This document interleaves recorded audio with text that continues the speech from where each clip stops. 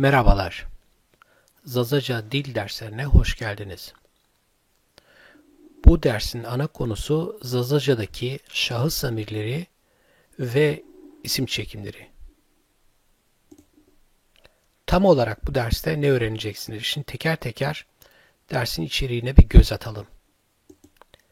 Dersin içeriği bu üç kategoriden oluşuyor. Birinci kategori gramatik cinsiyet. Gramatik cinsiyette eril ve dişil olarak Zazaca'da iki gramatik cinsiyet mevcut olduğunu göstereceğim örnekleriyle. Daha sonra tekil ve çoğul olarak isimleri ve şahıs zamirlerini iki alt kategoriye ayırmak mümkün olduğunu göreceğiz. Ve son olarak ve ağırlıklı olarak isim halleri üzerinde duracağım. İsim hallerini işlerken başta şahıs zamirleri ve daha sonra isimler üzerinde duracağım. Yalın ve bükümlü hali olarak Zazaca'nın iki isim haline sahip olduğunu göstereceğim. Özellikle bükümlü hale özel yer ayırdım ve bükümlü halin ne zaman ve hangi durumlarda kullanıldığını, Zazaca'da kullanıldığını örnekleriyle vermek istiyorum. Zazaca'da belirtili nesneleri ifade etmek için bükümlü hale ihtiyaç duyulduğunu göreceğiz. Daha sonra ön, orta ve arka edatlarda Zazaca'daki ra, ro, pe gibi edatlarda bükümlü hale ihtiyaç duyulduğunu göreceğiz ve son olarak isim tamlamalarında örneğin merga api veya çena api gibi isim tamlamalarında bükümlü hale ihtiyaç var. Bükümlü hal şart. Onu göreceğiz. Şimdi derslerimize başlayalım. Zazaca'da şahıs zamirlerini ve isimleri aşağıdaki 3 kategoriye ayırmak mümkün. Birinci kategori cinsiyet. Bir ismin veya bir şahıs zamirin eril ya da dişil olması. İkinci kategori sayı. Bir ismin veya bir şahıs zamirin tekil ya da çoğul olması. Ve son olarak isim hali. Zazaca'da iki hal mevcut. Yalın hal ve bükümlü hal. Bundan farklı olarak Türkçe'de 5 hal mevcut.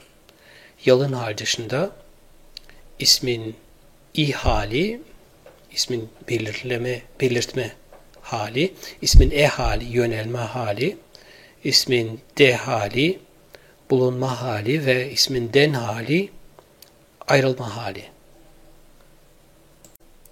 İlk önce cinsiyeti ele alalım. Birinci kategori.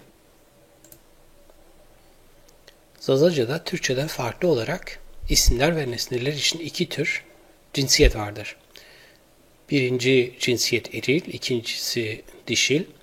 Eril isimler kuzey ağzında istisnasız olarak bir ünsüzle biterler. Örneğin lacek, dest, non gibi. Az sayıda olsa ünlüyle biten isimler de var. Örneğin va, dü, astarı vesaire. Dişil isimler ise istisnasız bir ünlüyle biterler. Kuzey ağzında. Örneğin cenike, linge, aşme, dari, kardi. Merkez ve güney ağzında ünsüzle biten dişil isimler mümkün. Örneğin yukarıda verdiğim örnekler için şu varyantlar mevcut. Yer yer. Cenik, ling, aşm, dar, kardi. Şimdi ikinci kategoriye bakalım. İkinci kategori sayı. Zazaca'da zamirler ve isimler sayı açısından tekil ve çoğul olarak iki gruba ayrılır. Birçok dilde olduğu gibi. Birer örnek verelim zamirler için. Birinci tekil şahıs es yani ben. Birinci çoğul şahıs ma yani biz. İsimler için bir örnek. Tekil, doman ya da jü doman, yer yer domun, yani çocuk. Çoğul ise domoni domani, yani örneğin domani çocuklar için. En başta da söylediğim gibi Zazaca'da iki isim hali var. Yalın hal ve bükümlü hal. İlk önce yalın hali görelim.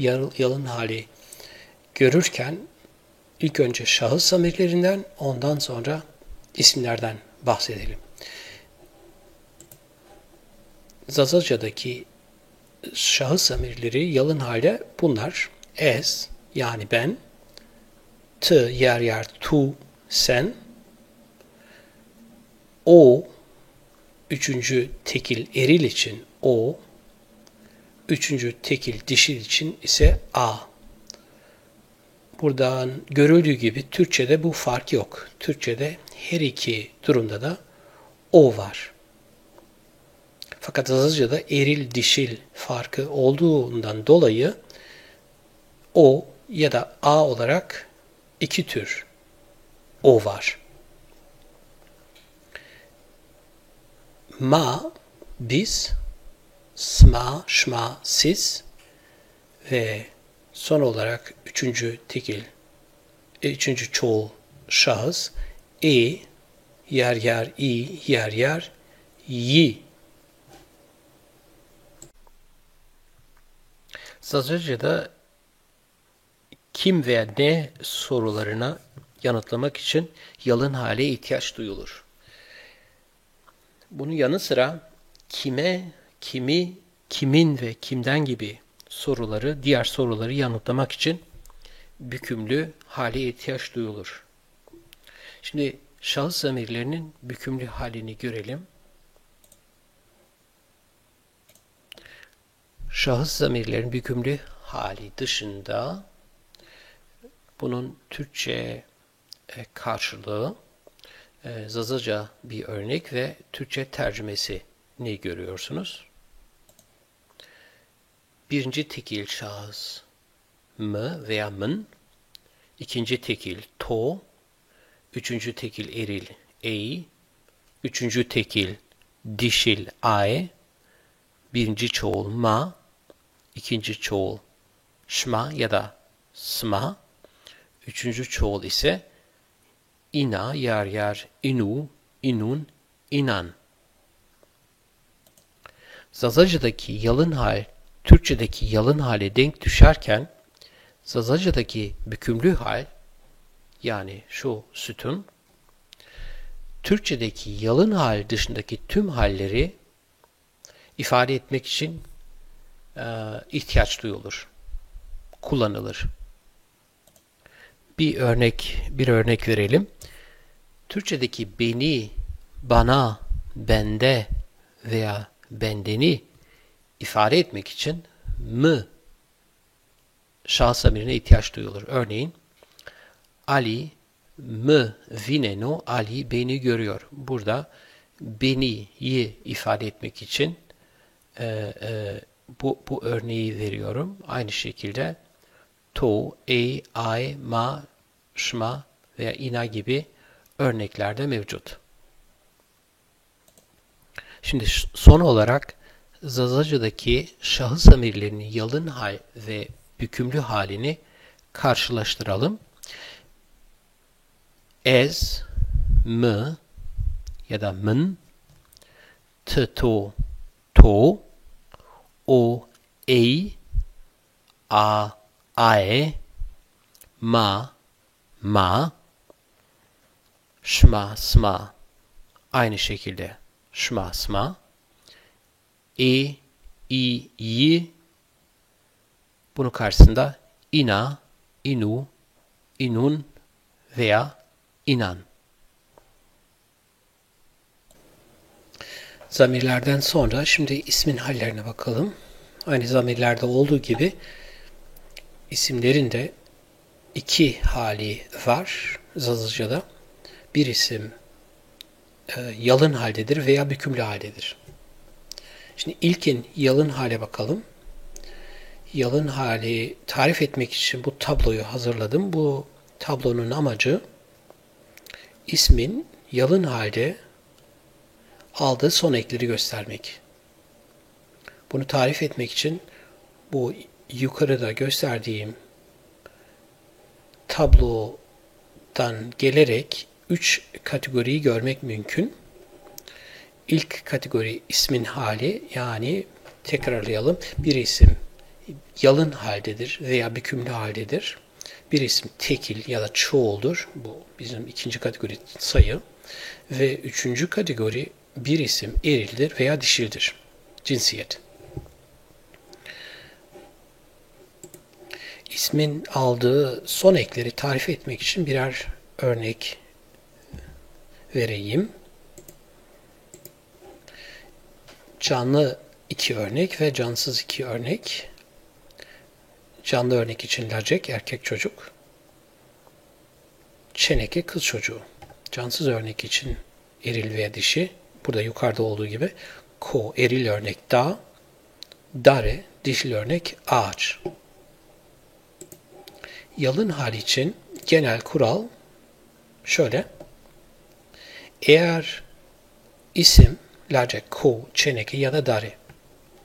Eğer isim tekil ise eril ya da dişil fark etmeksizin isim herhangi bir ek almaz.